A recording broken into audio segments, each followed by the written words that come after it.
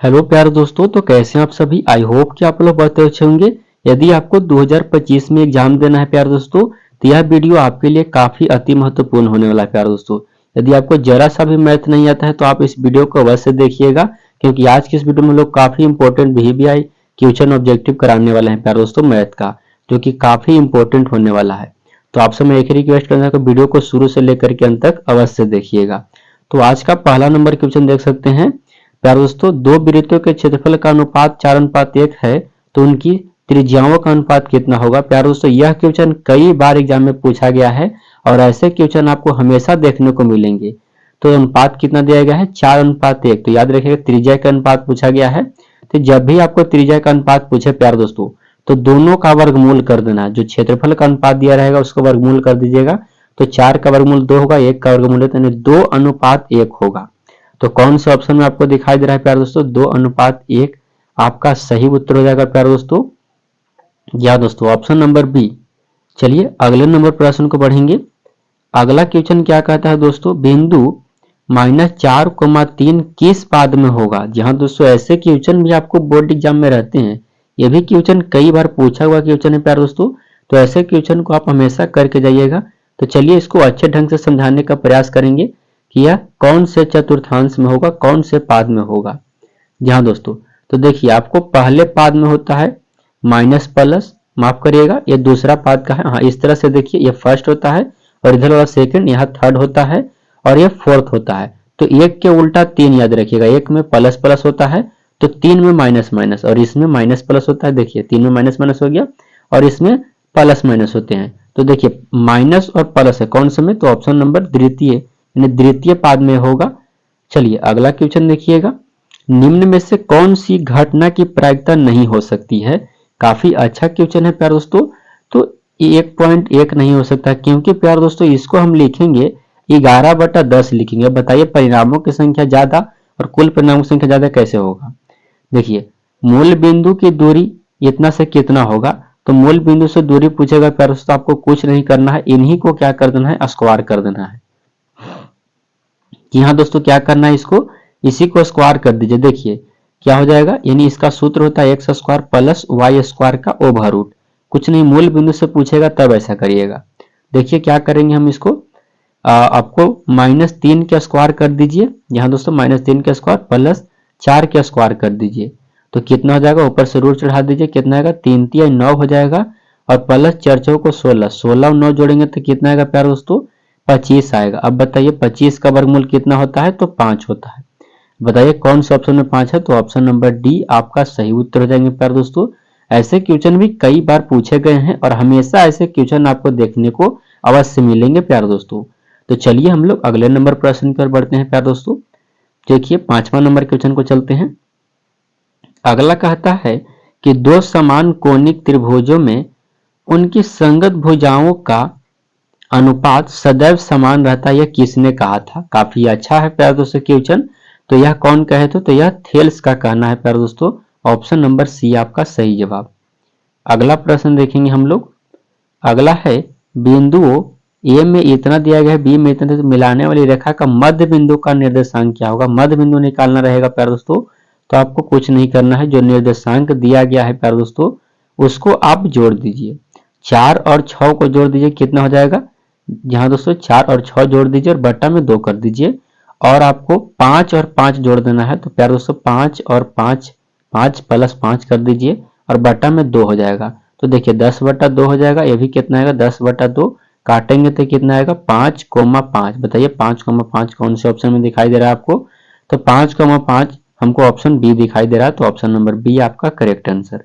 अगला प्रश्न देखिएगा, यदि किसी वृत्त की त्रिज्या आधी कर दी जाए तो पुराने तथा नए वृत्त की परिधियों का अनुपात कितना होगा। जहां दोस्तों वृत्त की त्रिज्या को क्या कहता है कि आधे कर दिया जाए, तो नया और पुराना क्या हो जाएगा, तो त्रिज्या को क्या कर देंगे हम लोग, आधा कर देंगे। तो देखिए इसका अनुपात क्या हो जाएगा प्यारे दोस्तों, कि नए यानी पुराने वृत्त और नए वृत्त के परिधि पूछ रहा है। जहां दोस्तों यानी परिधि 2πr होता है, याद रखिएगा 2πr।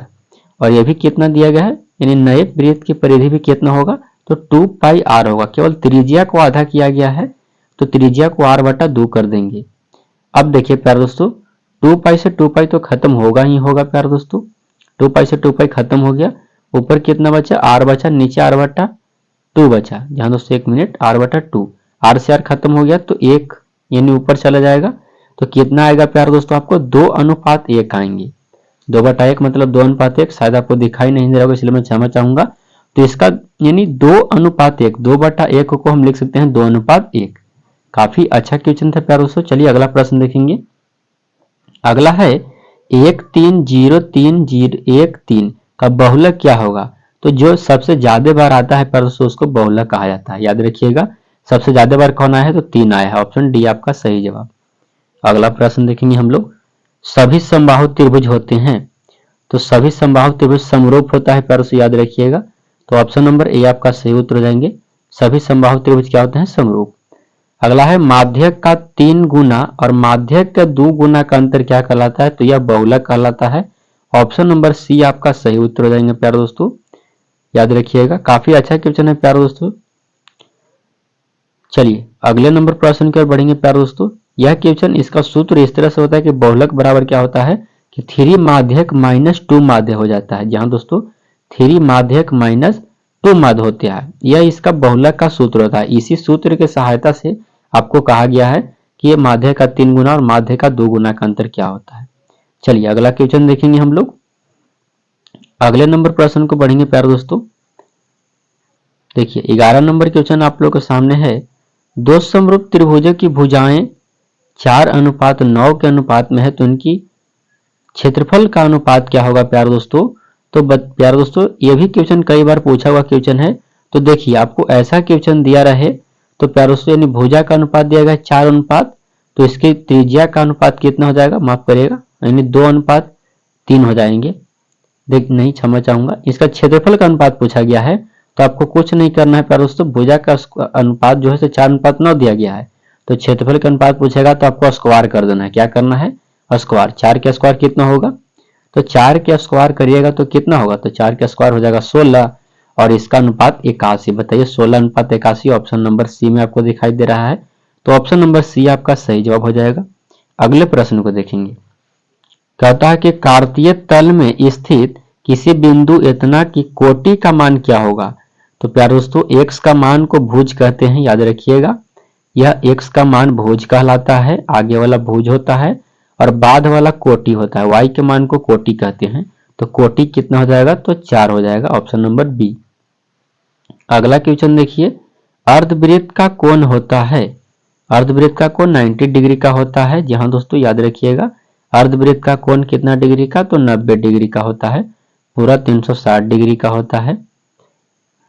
तो चलिए अगले प्रश्न की ओर बढ़ेंगे प्यारे दोस्तों। 13 नंबर क्वेश्चन तो आपको काफी समझ में आ गया होगा। ऐसे क्वेश्चन भी आपको एग्जाम में रहते हैं प्यारे दोस्तों। 14 नंबर क्वेश्चन देखिएगा। किसी बिंदु की x अक्ष से दूरी उस बिंदु की क्या कहलाती है। जहां दोस्तों x अक्ष से उस बिंदु को क्या कहलाता है, तो कोटि कहलाता है। y से कहता तो भुज होता, याद रखिएगा। Option number B. अगला प्रश्न देखिएगा।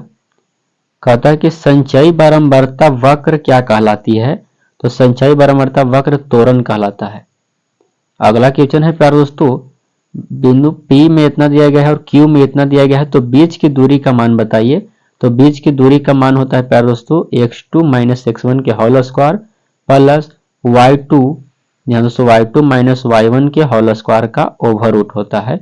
यही इसका सूत्र है, कुछ नहीं आपको घटा देना है। ये अगला होगा x का मान, दूसरा y1 का मान और इसमें x2 और y1, इसको स्क्वायर करिए। 4 में से 2 के घटा के स्क्वायर कर दीजिए प्लस यह हो जाए कितना, 1 में से 3 को घटा के स्क्वायर कर दीजिए और ओवर रूट चढ़ा दीजिए। यह कितना बचेगा प्यारे दोस्तों, 4 में से 2 घटाएगा तो कितना बचेगा, मैं क्षमा चाहूंगा।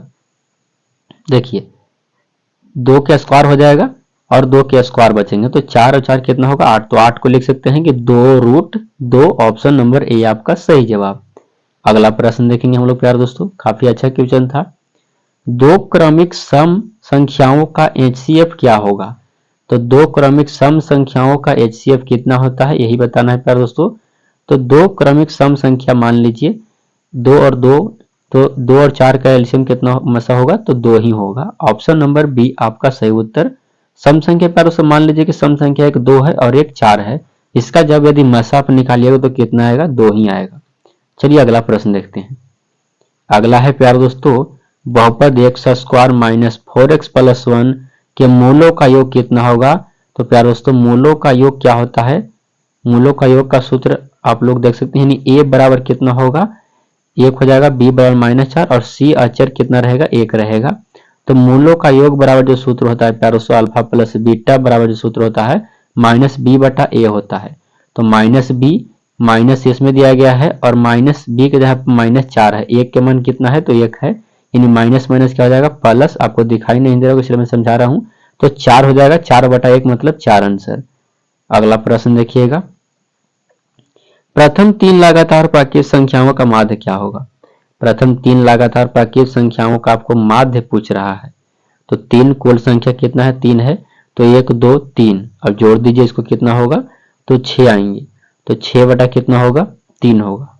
ध्यान दोस्तों जोड़िए, प्रथम 3 लगातार प्राकृत संख्या का माध्य पूछा है, तो क्या दिक्कत है प्यारे दोस्तों, 1 प्लस 2 प्लस 3 बटा कै पूछा है, 3 वो हो जाएगा। तो क्या हो जाएगा प्यारे दोस्तों, 6/3 यानी कितना आएगा, 2 बार में कट जाएगा, तो 2 कहीं आपको दिखाई दे रहा है, ऑप्शन नंबर बी। अगला देखिए प्यारे दोस्तों, tan 60 डिग्री का मान क्या होता है, तो √3 होता है, तो आपको याद करना पड़ेगा। अगला है प्यारे दोस्तों 1 + tan स्क्वायर a का मान क्या होगा, तो सेक स्क्वायर a होता है, ये भी फॉर्मूला है प्यारे दोस्तों, याद रखिएगा, सेक स्क्वायर a बराबर सूत्र होता है 1 + tan स्क्वायर a, या इसका मान 1 होता है, sec square a minus tan square a का मान 1, तो इसको क्या करेंगे बराबर के उस तरफ भेज दीजिए, तो कितना हो जाएगा, तो हो जाएगा 1 + tan स्क्वायर a, यही सूत्र है प्यारे दोस्तों। यह सूत्र आपको याद करना पड़ेगा त्रिकोणमिति के लिए प्यारे दोस्तों, त्रिकोणमिति का मैथ बनाना है तो फॉर्मूला आपको याद होना ही चाहिए। जी हाँ प्यारे दोस्तों, अगला नंबर क्वेश्चन है, निश्चित घटना की प्रायिकता होती है, तो यदि घटना निश्चित है तो निश्चित घटना की प्रायिकता 1 होती है। अगला प्रश्न देखेंगे, अगला है काफी बहुत ही इंपॉर्टेंट क्वेश्चन है प्यारे दोस्तों, कई बार पूछा गया कि 9 sec square a minus 9 tan square a का मान कितना होता है। तो 9 को आप क्या कर लीजिए प्यारे दोस्तों, कॉमन कर लीजिए, तो सेक स्क्वायर a माइनस हो जाएगा काची tan स्क्वायर a, तो सेक स्क्वायर a और tan स्क्वायर a का मान 1 होता है, 9 × 1 बराबर कितना आएगा, 9 आएगा प्यारे दोस्तों, ऑप्शन नंबर बी। उम्मीद करता हूँ प्यारे दोस्तों यह वीडियो आपको काफी अच्छा लगा होगा। वीडियो को लाइक कर दीजिए, चैनल पर रहे हैं तो चैनल को सब्सक्राइब कर दीजिए। यहाँ तक देखने के लिए आपका बहुत बहुत धन्यवाद। जिनको 2025 में एग्जाम देना है उनके पास शेयर कर दीजिए प्यारे दोस्तों। तो चलिए मिलते हैं अगले वीडियो में प्यारे दोस्तों, तब तक के लिए जय हिंद प्यारे दोस्तों, अच्छे से पढ़ाई करते हैं, हमारे चैनल से अवश्य जुड़ जाइए।